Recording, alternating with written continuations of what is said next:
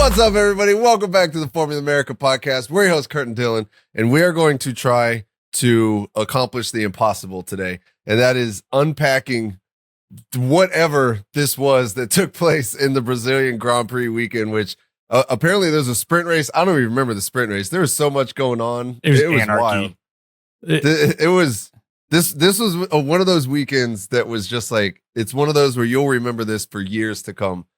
Like, it wasn't necessarily the best racing because of the rain, but it was all over the place. Surprises everywhere, crashes everywhere. It was a lot. So, Dylan, I don't know how we're gonna do this, but let's walk through this weekend and some of the highlights. I don't even know. So, for the sprint, all I have is the whole, Piastri on pole. Lando requires team orders to be able to pass his teammate, and Max's VSC penalty. Like, that's about all I got. And the fact that Hamilton was already looking like a total shit show. Oh my God. Yeah. It was, man, Hamilton was not happy at all this weekend. I think at the end, he's like, this is the worst it's ever been. But so on Max's penalty, it was like, it kind of set the tone for the weekend, because I mean, I was texting back and forth with you, and I got one of my other buddies who's a huge Max Verstappen fan. And he was like, what is going on? It's like the stewards are trying to manipulate the outcome of the championship. And it's like, I'm like, oh, first time? Yeah. Really? But you got to, it almost felt like Max is not only fighting on track, but he's also fighting the stewards off track. It feels that way. I was texting you about it. Like, I know I'm a Max fan. I'm really trying to be unbiased. If this was happening to, I don't know. I'm trying to pick someone I wouldn't be biased towards, but I got some bias for everyone. But like, really trying to be unbiased, it does feel a little icky. So for those of y'all that didn't watch the sprint, from the way that I saw it and I've reread on the forums, so there's a virtual safety car, which everyone drives to a certain delta time, which then it ends at any point. It's not like a safety car where the lights turn off with the safety car. They say, hey, he's pulling in. You get to bunch the pack up and then take off, right? It's a whole thing. VSC just says, hey, VSC is ending. And then you have 5 to 10 seconds after it announces that it's ending that it will turn green. It's not a set time. It changes. It's supposed to kind of keep drivers on their toes. And it looks like Max tried to time it, going down into turn 4, ran up next to Piastri. The light didn't turn green. He hit the brakes and backed off, and then the light turned green and they went. I believe the rule is that you're not allowed to get alongside the car in front of you in any way, shape, or form. And I think the tip of Max's wing got up next to Piastri's rear tire. Okay, and so there's been a lot of speculation and debate about this. So I've been doing some reading on it, and I've seen official stories on multiple different valid publications. One of them stated that, another one stated he was going too fast on the delta time. But I just pulled up the one from the actual F1 website where they're explaining what happened. And they says the quote says, Article 56.5 states, in part, all cars must also be above the minimum time when the FIA light panels change to green. The driver of car 1 was 0.63 seconds below the minimum time. So when he went up and it didn't turn green, he slowed down. They're saying he slowed down too far under the delta. When the time turned green, they looked at that time and that he was going too slow at that point.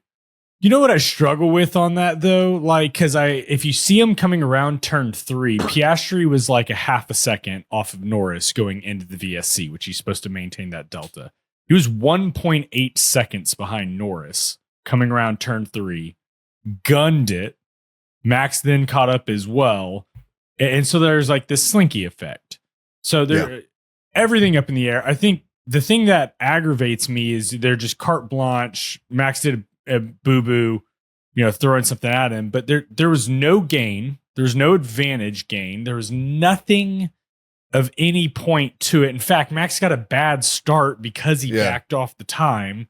He hurt himself. Why are you're not only giving him a 5-second penalty, you're dropping him from 3rd to 4th and losing, world championship points. It feels a little interfering.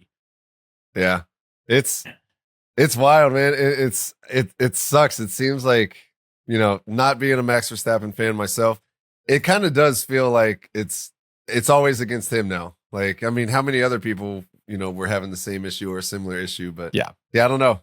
We got to see it. It was the first part, and we got to see some more throughout the weekend when it got to the actual quali session that, after it got rained out with the safety car there and the red flag timing and all that. I don't know. If you're a conspiracy theorist, I'm sure you could find a lot of meat on this bone here. Oh yeah. You could definitely go after it. I don't think it's going to matter, but it feels a wee bit icky. But I attribute what happened on Sunday at the race to all this crap going on. Because we got to see Mad Max. Mad Max came back, and Mad Max had a chip on his shoulder. He had a point to prove, and I think he shut up all the haters, silenced them all this weekend. Yeah. I think he pretty much clinched his title this weekend. Probably one of the better drives ever. Yeah. But before we get there, hang on. Let's little bit of chronological order. Let's set the race up, and then we can talk through all of that. So we get to quali, and then we don't get to quali because it's raining so hard the track is flooded. So they postpone it to the next morning. It's still wet. We go through Q1, and Lewis Hamilton, Behrman, Colapinto, Hulkenberg, and Zhou Guanyu go out, which isn't anything crazy. Hamilton, he was just unhappy completely. Ollie Behrman outdid Haas, outdid Hulkenberg, which is, there's that. Mr. Saturday, basically. And then we get to Q2 and things are going well. It's wet out there. Times are being deleted. Not the best times are being set. It's getting faster. And then somebody decides to ruin everybody's day. And window licker himself. Lance Stroll. Lance Stroll had a tough weekend. I wish so bad that Lawrence Stroll was like, hey, Jos Verstappen, come be Lance's daddy for the weekend. I would love to see the punishment doled out. He's like, here's your babysitter. And Jos walks in, cracking his knuckles. Lance is like, Papa, no. Please, Daddy, no, not the belt. I'll drive faster, I promise. So he red flags it with like a minute 20 left, which cancels the rest of the session, while Max, Perez, Sainz are all on a flyer and cancels it. Which is kind of crazy. Which was also controversial, and Max was very outspoken afterwards because of the amount of time it took, 40 plus or minus seconds, in order to call the red flag. All right, so what I was looking on that is they were saying that Lance was trying to move the car and get it back. But then they show the car. It doesn't have a rear wing. One of the rear tires is angled in a wrong direction. Yeah, it's like very loose. And it's like he's not going to be able to drive that car. So I definitely see where, like, looking at it, and there was debris all over the track. Yeah. So, I mean, looking at it, you're like, that's clearly a red flag. Whether or not that red flag being thrown earlier, I think it's not necessarily a given that it would save Max or Checo. But it's still, yet again, it's one of those where it's like, if you're looking for a conspiracy, well, why did it take so long? And then you pull it out right when, now they can't go, they don't get another shot. It was kind of along the lines of the VSC in the sprint. Was that the first time Hulkenberg? Yeah, it was Hulkenberg that time again also. It was weird because they're going around the track and it cuts to, like, there's still double yellow flags in sector 2 where Hulkenberg went off. And Piastri, Norris, and Max go by the car under double yellows, and Hulkenberg is out of the car walking. And then they do the VSC. And I was like, bro, the driver's out of the car. Like, how are we now getting the VSC? Like, I don't think it matters one way or the other for the results of the sprint. I'm not trying to say that they were cheating in that instance against Max, but it was a little bit like, the driver's not even in the car anymore. He's still walking, and you haven't launched the VSC. Yeah. It's kind of crazy the whole weekend how slow those were. Bro, this race. Okay, let's start unpacking it, I guess. Yes. I think there's some big headlines here. That the first Norris has got a gold medal in bottling starts.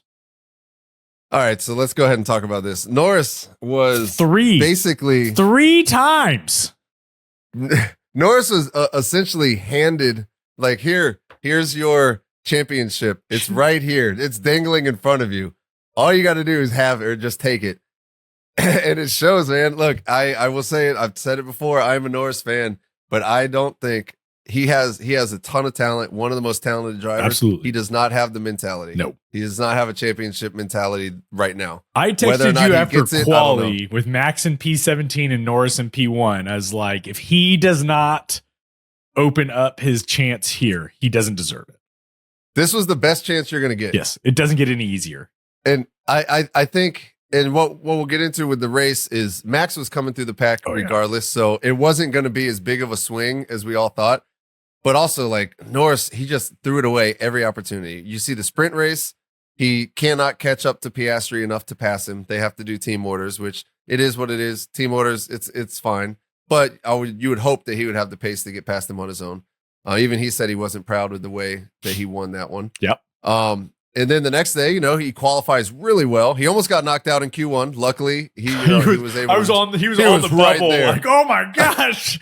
I'm looking below him. I'm like, who's below him that can knock him out? I don't know if anyone can. Like, at one point, Lewis knocks him out, and then like he was able to get back at the final seconds and knock Lewis out. But then he did the rest of the quali session really well. Yep. Set himself up for a success. And then later Sunday, since quali was Sunday, just immediately loses out to George Russell on the straightaway. In a Mercedes that is clearly not the fastest car. Not the second fastest car, probably not the third fastest car. Right. It was a stereotypical Norris start. Yeah. There's even my wife, who's a casual fan, she's like, oh, that's what he always does. And it's just like, I don't understand. It's like, it's right there. Just go and he take had it. a better start off the line than Russell did. He got ahead off the line. And then it was like when they shifted to third gear and put the power down, Lando didn't put all the power down and Russell did. He was a little too cautious. And it just shows like Russell wanted it. Russell wanted it a lot more. I don't know what Lando was trying to do. Maybe he thought he was like, I don't want to completely blow it. So if I get one spot behind, I'll be fast enough to pass. Well, that didn't come to fruition. Nope. He wasn't fast enough to pass. He got to talking about pitting to pass him later on. And so, and this one just kept going on. We could talk about Norris. This could be a full hour-long podcast. What do you feel about the issue, the decision to pit when they did? I blame... I think Ferrari made a worse decision than Merck and McLaren did. It's not Buscombe. Who was the other? Bernie Collins. They were talking about it and they were like, well, surely they're going to pit Carlos Sainz, who's in like 14th, isn't really making any inroads. We don't know if we should go full wet intermediates, new intermediates. We don't know. If Ferrari was smart, they'd pit him and use him as a guinea pig. Like, they should do the same thing with Perez. They should pit Sainz and Perez and get some data and make a decision off of that. And then they throw Leclerc in the pits. And it's not complicated math to say, hey, this is a 23 to 24 second pit stop. So if the pit stop goes well, they're going to come out about right here. There's a little table that says how far apart everyone is. You can add and minus and say, hey, if we pit Leclerc now, he's going to come out in the middle of all of the traffic. It's probably not a good idea, but Ferrari did it anyway and came out in all of the traffic. And they even came over the radio at one point and they're, I think it was to Norris. They're like, Ferrari pitted Leclerc and he can't pass anyone. We can't even get new data on the tires because he can't even move. He's in so much traffic. And so I thought that would have been like a nice, hey, Ferrari really screwed that strategy up. Let's not do that. And then we get the VSC. No one knows how long that's going to be. And I think they just, I didn't listen to the radios, but I bet they were like, if Russell dives in, you dive in. This is a race between the two of us. You just do what he does. And it didn't work out for him. Maybe it would have worked out better in the end if it didn't happen to the red flag. The three guys in front, Max and the two Alpines would have had to pit under normal conditions or a safety car, and they would have passed because they only came out like 5 seconds behind them. So pit stop would have put them back in the net lead. But then red flag, and you're just hosed. But I wonder.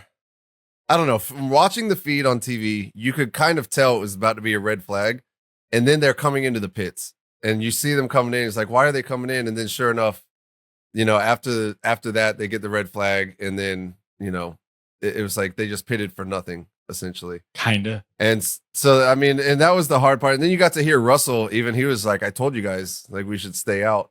And Russell was pissed. And I would be too. It just seemed like everybody else could see what was happening, but they didn't have, I know they had all the data. So I don't understand why they still made that call.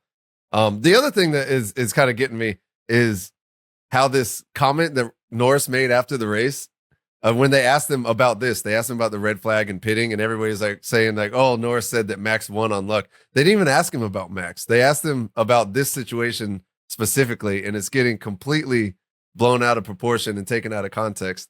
And I think it's funny that everybody's like jumping on the bandwagon. I mean, granted, it wasn't a good comment. Maybe he could have chose his words a little bit better, but he's like, you get to see now the tide is shifting so much away from Norris, who I think earlier in the season was like a fan favorite. Yep. Everybody loved that he won in Miami, but now it's like starting to shift, and he just keeps throwing it away.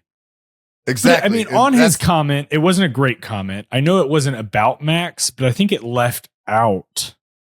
Right. He said that it wasn't talent that won the race. It was luck because of that red flag. And it's like, I think you're leaving out probably one of the better drives in the history of Formula One. Yeah. There's only been 5 drivers to ever win from that far back to win the race. Like it's, what's funny is one of those 5 was Checo Perez.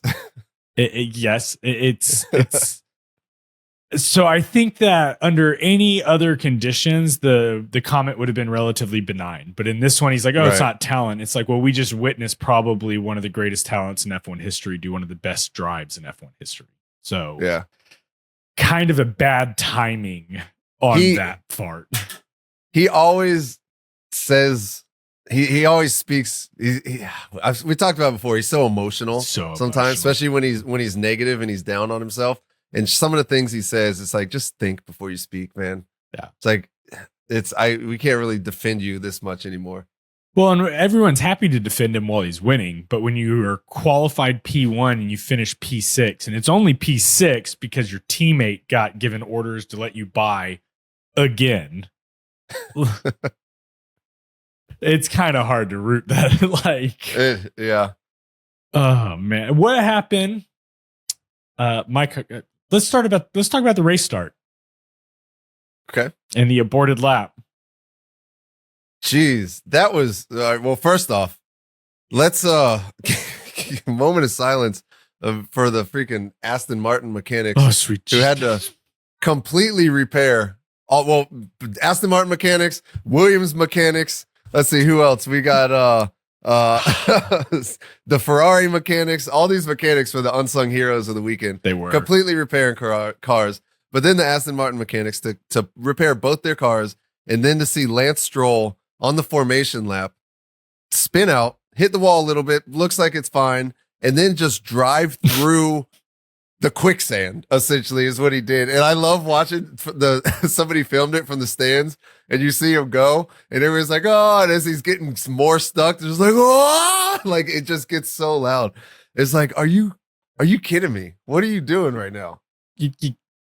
Yeah. There's pavement behind you and in front of you, and you're like, no, I'll cut through the sand. You could have just kept backing up. There was no one else around. Like, you could have backed all the way onto the at no point is anybody ever like, you know what I should do right now is drive through the deep gravel. That's a good idea. Yeah, that's good. I'm only going, 5 miles an hour. This car will make it. It's one of the dumbest. We've talked about this a little bit, but the Aston Martin has been so slow that it's kind of overshadowed Lance's suckiness. So that I don't think he's getting nearly as much heat as he was last year, which is good for him because that's probably the only thing keeping him in the car. Because you're going to have some investors come knocking eventually and be like, "Yo, yeah." He's been flying under the radar. He's been gray. He's been doing good enough, keeping his career alive. And then you do something that's this level of stupidity. all eyes are on you. The feed is on you. All the crowd is looking at you. There's no racing going on. There's nowhere else for the cameras to look. It's a formation lap. I would have been so embarrassed. I would have sat in the car. I'd be like, just tow me out just like this. I'm not getting out. I'm going to hide my face. But it's just, man, just Lance doing Lance things. But this 2 years in a row now that we've had a car go out on the formation lap here at Brazil. Interlagos does nothing but deliver. It does, man. It's awesome. So then we have the aborted lap, which I was listening to the Crofty international feed. Will Buxton and Hinchcliffe were driving me insane this weekend with some of their commentary. They went into the Bernie Collins went into the rule book, and there are abandoned laps, aborted lap. There's a couple of different ones, and there's different lights on the tree for which one it is. If the just being able to say aborted lap into the radio isn't enough. So apparently, if it was an abandoned lap, you do another formation, and that is red and green lights on the tree. This was an aborted lap, which is 3 sets of yellow lights, which means, hey, 10-minute delay, let the mechanics come back out, all that good stuff. They flashed the abandoned lights, and Norris just took off for another lap, which then Russell took off, which then a couple of other guys behind them took off, but then like 15 of the cars just sat there like they knew the rules. Very strange. It was weird. It was one of those moments where you could tell there's so much confusion. I haven't gone back. I want to look at Norris's onboard for when that happened and see if his team told him to go around or if he just did that on his own. But it was wild because you could see like Max Verstappen and some other guys in the back are like, where are you guys going? Like, What are we supposed to do? And then they go around and Colapinto's out of position and just people are just all over the place. And it was just confusion and chaos. And it set the tone for the race, I think, because it continued on throughout the rest of the race. But yeah, and then the other part about that is they came out and they said they were gonna investigate it after the race was over. So then you're like, man, if Norris does win this race, could you imagine if they come out and like 10-second time penalty drops him back? Can you imagine if somebody's doing really well and then for a really, really dumb infringement that didn't affect anything in the race, they give a penalty that makes you lose positions and world championship points? No, Kurt, I cannot imagine that. Couldn't imagine it. It was weird. That was what was weird though, because they, last weekend in Mexico, Perez coughed on the starting line, 5-second penalty, for that start, for false starting. And I mean, they showed the replay and you're like, did it move? I'm not even sure. Right. But I mean, like 3 laps in, 5-second penalty, done. And Checo was even confused. He was like, what? It was a good start. What are you talking about? They were talking about with Hulkenberg getting black flag and disqualified. The last time that happened was because 2 drivers ran a red light at the end of the pit lane. They DQ'd him for that. So we basically have a close to that level. It wasn't a red light going, but it was a do not drive set of lights going. And Lando takes off through it. There's no time penalty. There's no last time that happened. The consistency of the stewards very much leads to the conspiracy theory of they're against Max and for Norris, because why was there no penalty whatsoever handed out for that? And you can't make the argument, well, it didn't affect anything because, well, you gave Max one for going under the Delta for the VSC instantly, and that didn't affect anything. Like, there's no consistency, and it's aggravating. Yeah, I was looking into it because I was kind of confused as to why Norris was getting all the heat for this when multiple cars went. And it's like, well, I guess everybody who drove would be guilty at that point.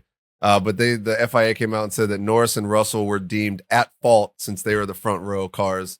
And so all of them or both of them got, what is it, a 5,000 euro fine for it, which is nothing. Imagine that. Nothing that affects the championship for Norris. Nothing that affects anything. That's like me dropping $1 out of my pocket, probably. And then also the other one that we saw was Mercedes was under investigation for adjusting the tire pressure improperly. So when you're on the grid, the tires apparently cannot be mounted onto the car as you're adjusting, and they both did that. And so that came after the fact too, after the race, and they got fined 5,000 euros each for that.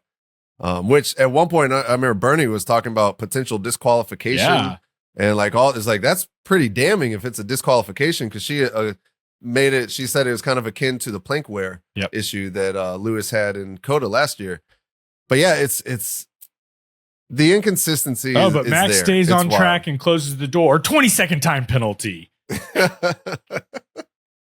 I'll get off my bandwagon. I'm just saying. It's so funny.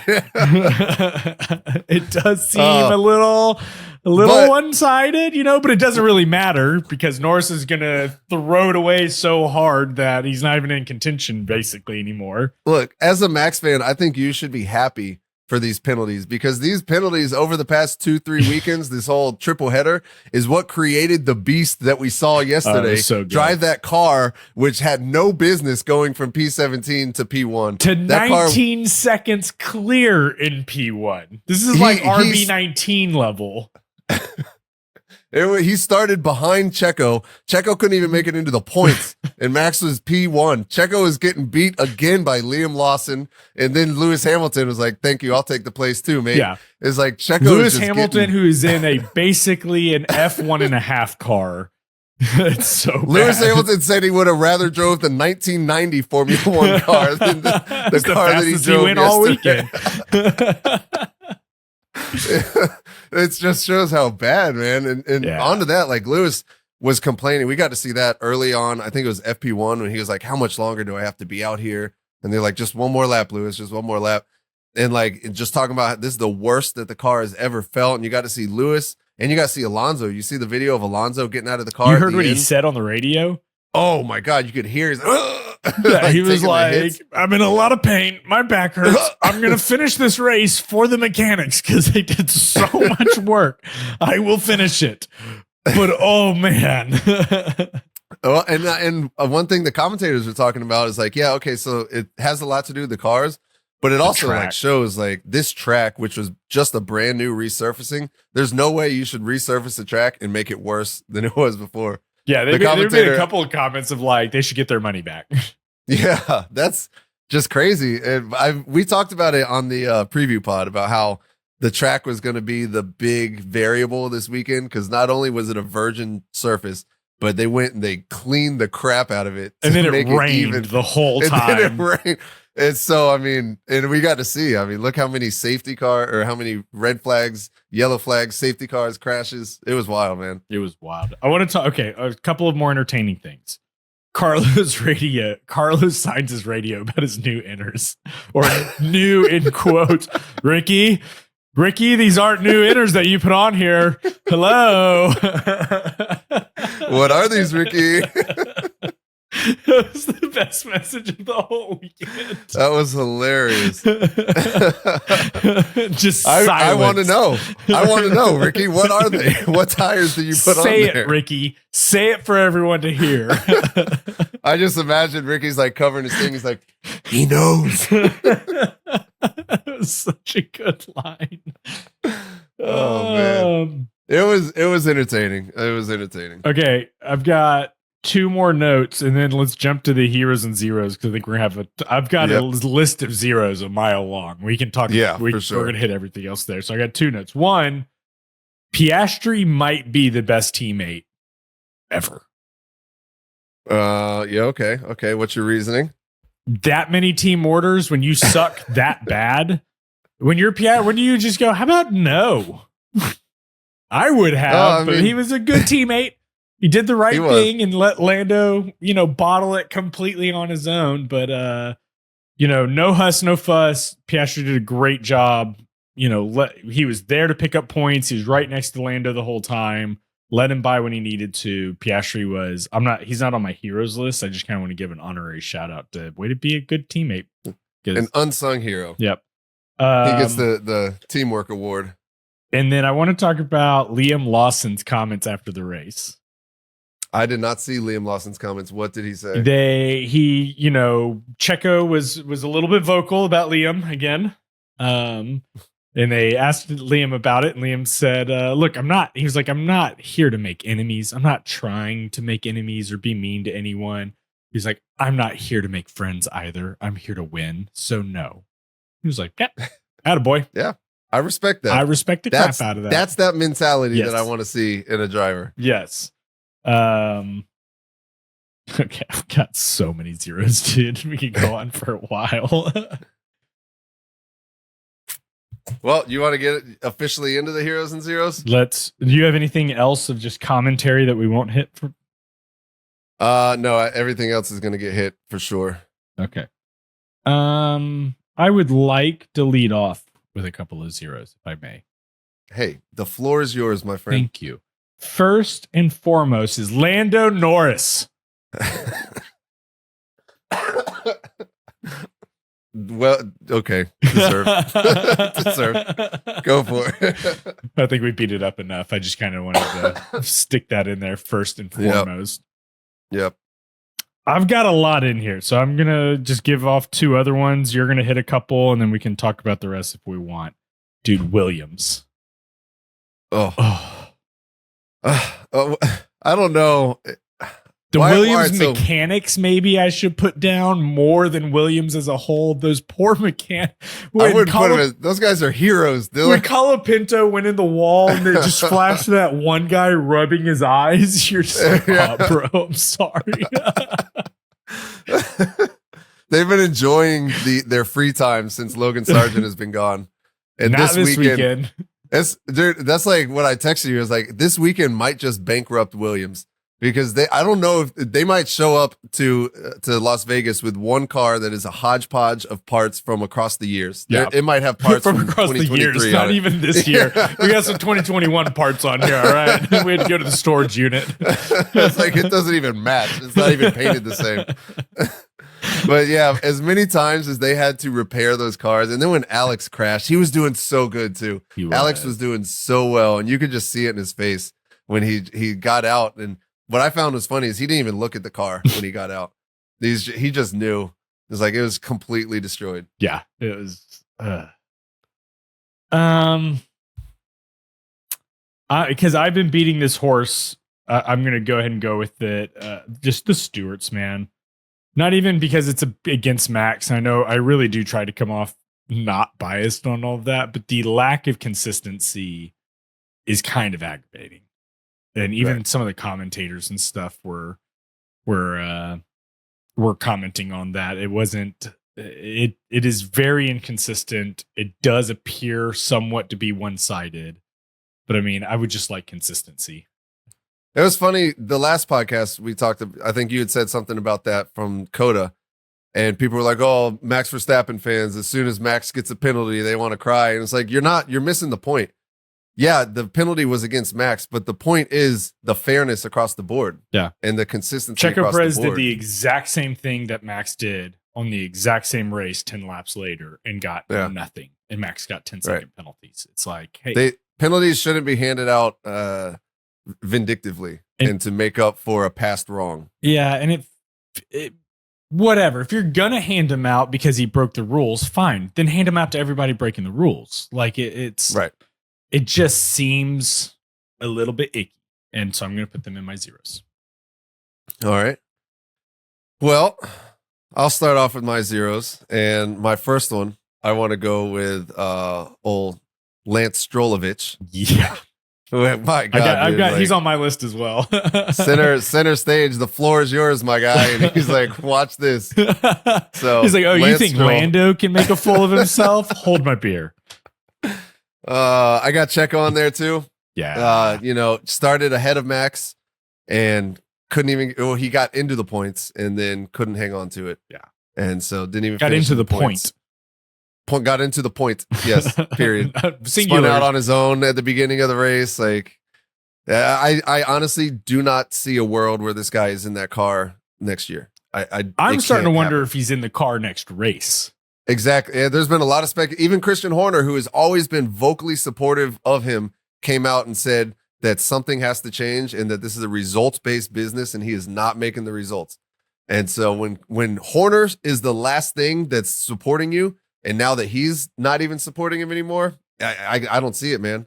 I don't see it. Third in the constructors with the world champion on your side, and you're in P8. We've beat up on Checo plenty. I 1,000% agree with you. I have him on my list as well. Ugh. All right, my next one. I do have Norris written down on here. You've already said Norris, so I'm going to lump him in with McLaren strategist. And I don't know. Like I was texting you yesterday, man. I think they hired some Ferrari strategists from 2022, 2023, because it doesn't make sense. I feel like we could all see what's happening, and the fact that they still had Lando come in, and it's not talent, it's luck, Dylan. Yeah, exactly. Stupid comment. All right, what do we got for heroes? Hang on, I got some honorary mentions I want to throw. Oh, okay. Here. Oh, it's a big weekend. It is a big weekend. Hamilton deserves to be on this list. On the zeros list? Yes. I want to talk about Hulkenberg double DNF. And so he DNF'd from both races. The crazy thing, and I had several people text me about it. So I want part of the reason I wanted to bring it up. During the race, Hulkenberg spun off and ended up basically high centered. Like the car was completely fine, but it was high centered. He had one wheel completely off the ground, and all of a sudden he comes around to the pits, and everything's looking. He's driving on the track, and everyone's like, "What the hell happened?" And then they're waving the black flag, disqualifying him, and everyone on Haas is like, "Disqualified? What's going on?" And like a couple of people text me and be like, "Why was Hulkenberg disqualified?" And then it flashes to him high centered and 4 marshals picking the front of the car up and moving it onto the track. Why are you confused, Haas? Like, I attribute that to they all knew, but they're like, we'll just go until they tell us to stop. Like maybe nobody saw it.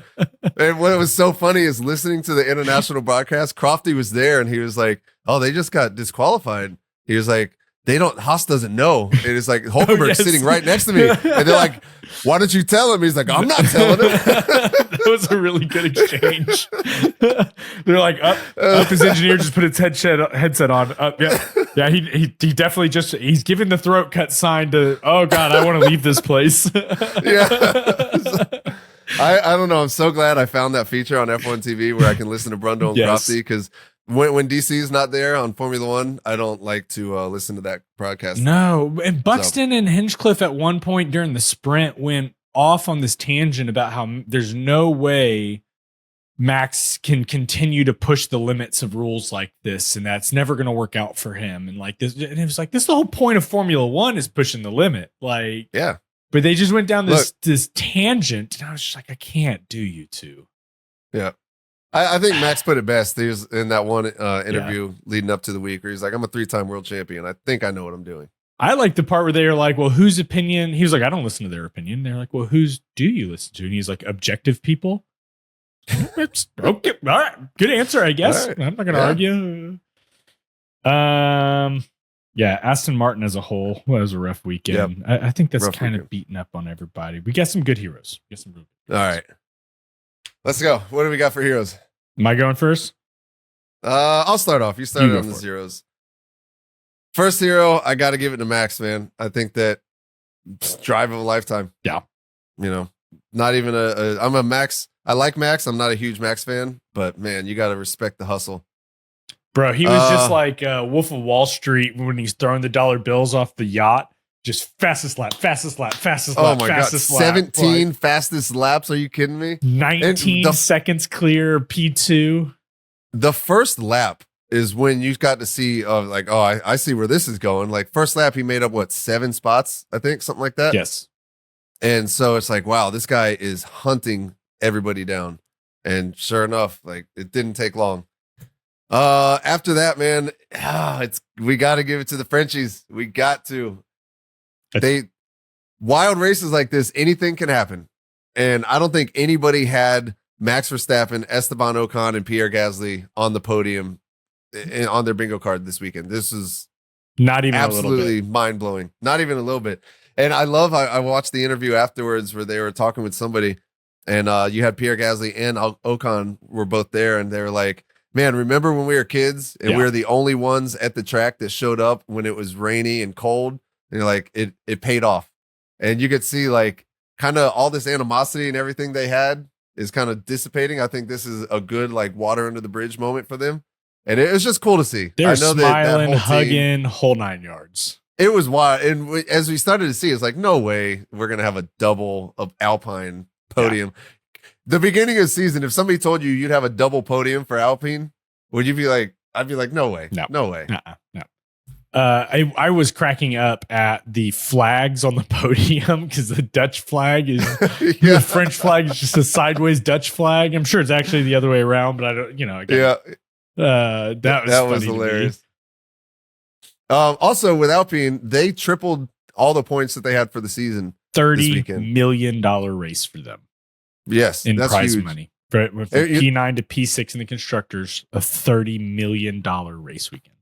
They shocked Haas. Going into this weekend, Haas was P6. I was calculating the points. I was like, there's a chance Haas can overtake Aston Martin for P5. Yep. And out of nowhere, Alpine comes in and is just like, nope.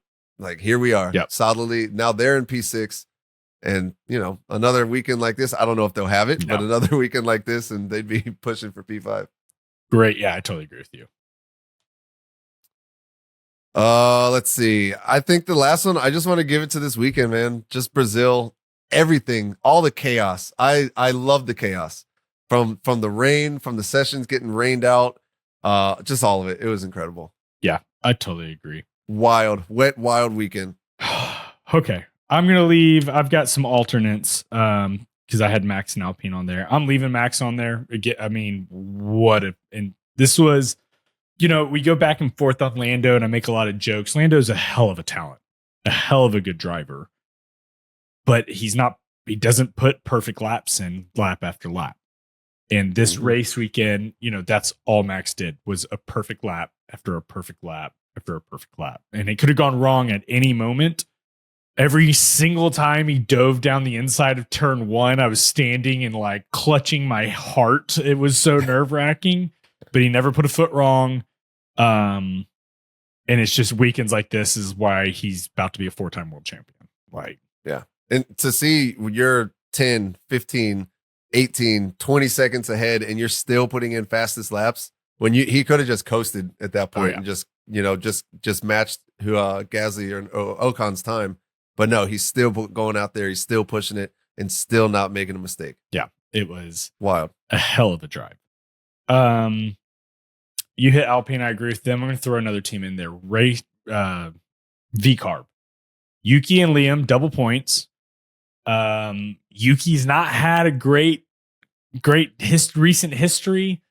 He's been struggling a little bit, but we got double points from V-Carb this weekend. Liam Lawson was great to watch. Yuki Tsunoda freaking passed Oscar Piastri towards the end of the race to get up into P7. Like, they look really good. It was a good weekend for V-Carb. It would have been an excellent weekend for V-Carb if Alpine didn't have the weekend they had. That's right. I mean, they leapfrogged them in the Constructors Championship, but yeah, good weekend for V-Carb. And lastly, you gave it to the weekend, which I 1,000% agree with. I'm going to give it to most of the rookies. Several of the 3 drivers, Colapinto, Lawson, and Behrman, don't have a full season of races between the 3 of them. And they did awesome. Colapinto, I know he crashed out, but he was having a good race. Behrman beat Hulkenberg on merit, was passing. Like, Lawson's in P9. I mean, great weekend for the rookies. I know Colapinto crashed out, but like, still, it was his first time driving a Formula 1 car in the rain, and it wasn't on a virgin surface. Yeah, like, so I think Colapinto did pretty damn good given the standings or the situation. Yes, so I just want to kind of give it to them. And then one last thing before we move on to the predictions, I totally forgot to point out that Ocon has more laps led than Checo Perez in 2024. Jeez. Ocon and Gasly have scored more points than Checo Perez since the summer break. Oh. And this weekend, I've thought about this joke yesterday, and I really wanted to deliver it better, but I'm going to deliver it no matter what. Sergio Perez beat 4 people. That was Oliver Bierman, the rookie, his first drive in a long time in the rain. The 2 F2 Sauber cars, and Fernando Alonso, who spun out 17 times and still managed to finish the race. That's who you beat, Checo. I thought you said you were going to stop beating up on this guy, Dylan. Yeah, but it's too fun. What a shame. What a You think they just gave him a paper ticket to hop on a plane back to Mexico? You're in like, guys, Terminal 1 and Rio. He's like, guys, we're going to Milton Keynes, right? Like, no, we're going to Milton Keynes. You're going back to, where's he from? Guadalajara or wherever he's from. All right, let's get these predictions. Yes, let's get these predictions. I've been waiting for this one. Oh, man. Current standings is 44-23. I'm leading over Curtis. We're going to see what happens. All right. So, Sprint pole. I had Charles Leclerc. I had Max Verstappen, and I'm upset because I had Oscar Piastri as my alternate, and I circled Max Verstappen. You did. Yeah. P3, I had Oscar Piastri. P3, I had Max Verstappen. That's unfortunate because the correct answer was Charles Leclerc. It was Max Verstappen. It was Max Verstappen. Then, I was so happy. I was like, I was almost perfect. Yeah. The damn stewards. The steward stepped in. Number 2. Correct answer is Oscar Piastri. I had Lewis Hamilton. Oh, I had Oscar Piastri. Yeah, you got that one. Dang. Winner of the sprint was Lando Norris. I had Leclerc. Thank you, Papaya Rules. I had Lando Norris. For the wild card, I had Sergio Perez outside of the P10, and he got into P8. It's unfortunate. My wild card, I had Lawson over Tsunoda, which it was true. You just cleaned up almost that entire thing. Almost, if it wasn't for the stewards and my going with my alternate for Verstappen. But anyways, I got the wild card and P1, P2 on that one. Nice. 4 points. Hell yeah. Hell yeah, brother. On pole for the GP. Correct answer is Lando Norris, which I had. Oh, I had Charles Leclerc. Ha ha ha. In third place, the correct answer was Pierre Gasly. Oh, dang, just missed it. He was the alternate, I swear, but I had Leclerc. I had Max Verstappen.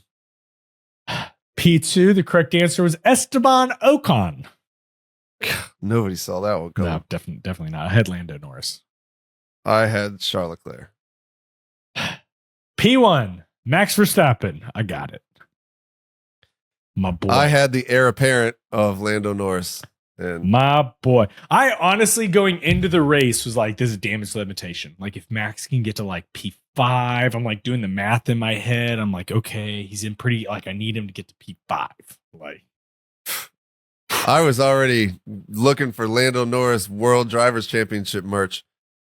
Yeah. This guy, I was looking, I was like, I think it was going to be like 18 points if Lando won and Max did not get into the points. Yep. And now instead it's what, like a 60 something points. I don't know. If Lando doesn't knock 10 points off of Max in Vegas, he cinches the world title. Lando crashed last year too. Yeah. All right. Anyways, wild card for GP, I had stake points, which all they had to do was beat like 3 cars. Wasn't even that hard. Half the field DNF'd.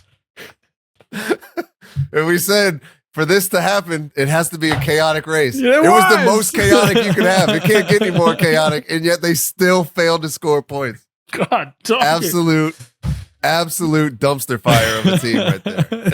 Hulkenberg's just looking over at their garage going, no. It does not get any worse. All right, so my wild card, I made it by the skin of my teeth. I had a red flag in the first 35 laps. I think it came out in lap 32, maybe, something like that. So it hosed my boy Lando, but it gave me my wild card. So I only got 2 points this weekend. I got 6 points. Wild cards are 2 points each, you know? Yep. So I had 4, and then I got 2 more for the second wild card. All right. Current score is 46-29 with 3 races left in the season. The gap is basically I'm Max Verstappen and you're Lando Norris. So I have to take 10 points out of you. Yeah, pretty much. I have to be perfect from here on out, and you have to miss everything. Yeah. So basically what you're saying is there's still a chance. There's still a chance. All right. It ain't over till it's over. Man, I'm still decompressing from this weekend. I was completely exhausted after this race ended. Gosh. I've went back and I've watched highlights, I've watched replays, and I'm still seeing things that are happening that I missed. This has got to be a record for how many red flags alone there were between quali and GP. There's 6 red flags. The people waving the flags are just exhausted. I'm sure they're just like, no more, please. I'm tired, boss. All of the yellows constantly. Just like, oh my gosh. Like just keep it out. Don't even roll it up. Just keep it ready. What a weekend. Yep, what a weekend. We've got, unfortunately, 3 weeks until Las Vegas, but I think everybody needs a little bit of a break to recoup after that. I'm excited to see what happens with see if we have a Mexican driver in Las Vegas. I think there's a what's your on that thought on that? If you had to flip a coin right now, which way are you going? Realistically, there's 3 races left. Leave him in there. The only hope I could see, and this would just be my own personal wish, was that they would give Danny a farewell tour and just put him in the car for theory. I don't even know if he'd want it at this point, but realistically, that's not going to happen. They're going to leave Checo. I wouldn't shake the boat that much. Give Checo a farewell tour that Danny never got, and then he's not going to be driving next year.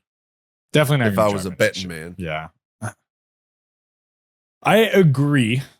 Your point is logical and it makes sense and is probably what's going to happen. But because of what they did to Danny, because of it being just Red Bull, and because of how bad he's doing, I'm hoping they pull him out. What are they? You thinking Lawson goes in there? What's happening in your scenario? I think he gets pulled. It's dirty to put Lawson in that car over Yuki. I think they put Yuki in that car, especially because Honda's already said they have to give him a shot during free practice in the Red Bull. I think you have to put Yuki in the car. Well, what if they put Yuki in the car for Vegas, put Liam in the car for the next race, and whoever does better gets in the final race for Abu Dhabi. Make a reality show out of it. It's like Survivor. But I feel like you need to be told, no, this is bad and we do not accept that. We are not Williams. We don't accept this level of mediocrity. It's not a charity case. No. We don't need your money anymore. You're costing us now. Literally. All right, let's wrap this one up. What a freaking weekend. I think that we could probably, since we got a 3-week break, we could probably get deeper into this later this week when more stuff comes. There will probably be more to come out for this. Oh my gosh. But this is our longest one in a while, so I think it's a good time to end it. Make sure you follow us on Instagram, Formula_America. And that's it, man.